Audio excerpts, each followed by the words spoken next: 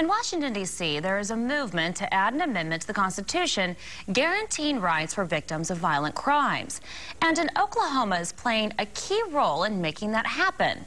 2 News anchor Russ McCaskey sits down with Brooks Douglas, whose family was victimized in one of Oklahoma's most notorious cases.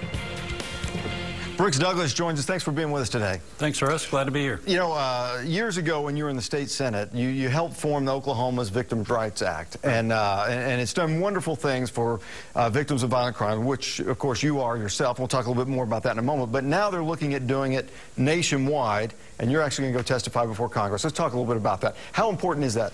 It's critical. You know, right now there are 23 provisions in the U.S. Constitution for the accused, all of which I'm for. If I'm accused of a crime, I want to make sure those are there for me. But there are zero rights for victims. And you know, the victim is really at the basis of the whole criminal justice system. And that's why we have a criminal justice system.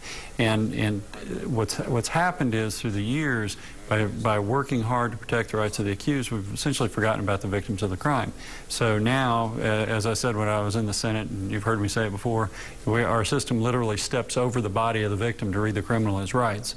And so we need to make it, and we've gone a long ways in Oklahoma towards having victims' rights, the protections there for us. Right. But it's very easy for a judge or someone to just ignore them, and there's no consequences for that. There's no standing for the victims, and so frequently they're just denied the right, and nothing they can do about it. And you said, you know, having gone through that as a victim of violent crime, and not being able to give a victim's impact statement and some of those kinds of things, that's just critical. And not only does it help the victim, but it also lets the judge and jury know, you know, what you have been through and so forth, and other victims.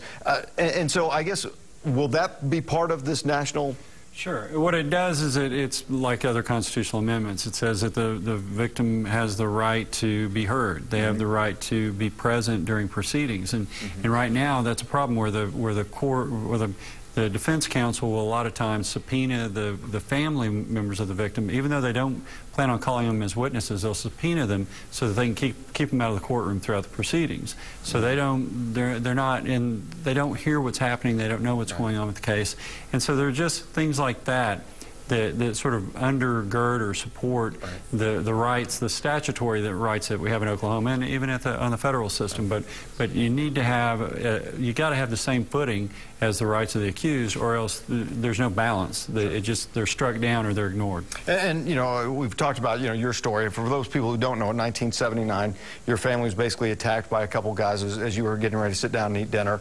Your sister was sexually assaulted, and your whole family was shot and left for dead. Your mother and father died. That eventually led you to go in the Senate and pass some of this victims' rights stuff. But then now recently you have made a movie about it.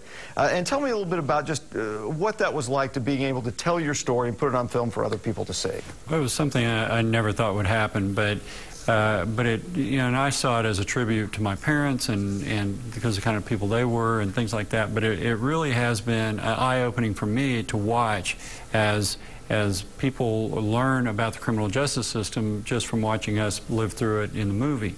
And so it's been something that's encouraged people.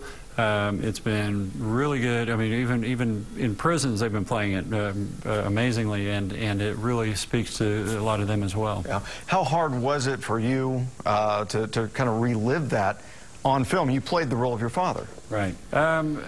Yeah, most of it was fun, and I thought it was going to be fun because when I think about my dad, I don't think about him dying on the living room floor next to me. I think of him throwing a football or up preaching, which he did, or riding in the car, things like that. And so those scenes, I thought, man, this is great. It wasn't until we got to the crime scene that you know, it really hit me. It was absolutely one of the hardest things I've ever done.